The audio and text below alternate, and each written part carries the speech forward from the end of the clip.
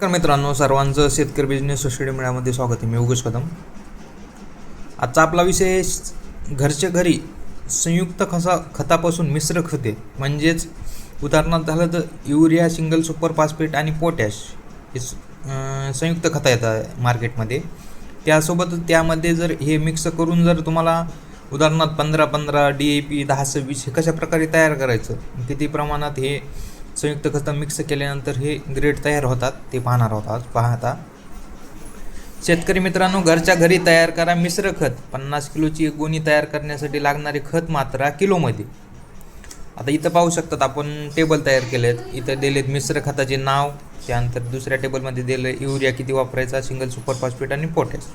आता पहा 15-15-15 हा मिश्र खत तयार करण्यासाठी आपल्याला घ्यायचा urea 17 kilo, single super phosphate घ्यायचं आहे 47 किलो आणि पोटॅश घ्यायचं आहे 13 किलो. त्यानंतर हे तिन्ही मिक्स केल्यानंतर 50 किलोची 15-15 किलोची बॅग हे तीन मिक्स एवढ्या प्रमाणात खत मिक्स केल्यानंतर तयार होणार.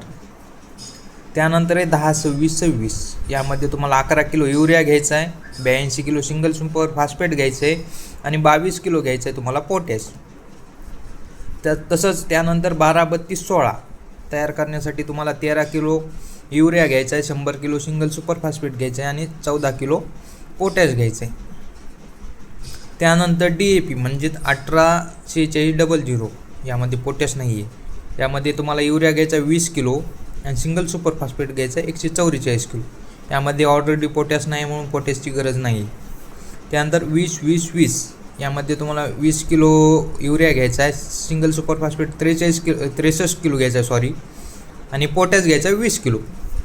त्यानंतर 19-19-19 यामध्ये तुम्हाला युरिया घ्यायचा 21 किलो, सिंगल सुपर फॉस्फेट घ्यायचा 60 किलो आणि पोटॅश घ्यायचा 12 किलो.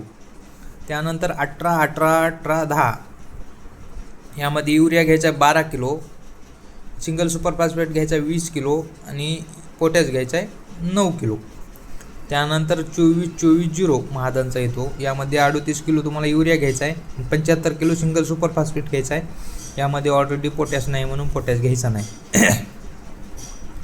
त्यानंतर 14-35-14 यामध्ये तुम्हाला युरिया घ्यायचा आहे 16 किलो, सिंगल सुपर फॉस्फेट घ्यायचा आहे 110 किलो आणि पोटॅश घ्यायचा आहे 12 किलो.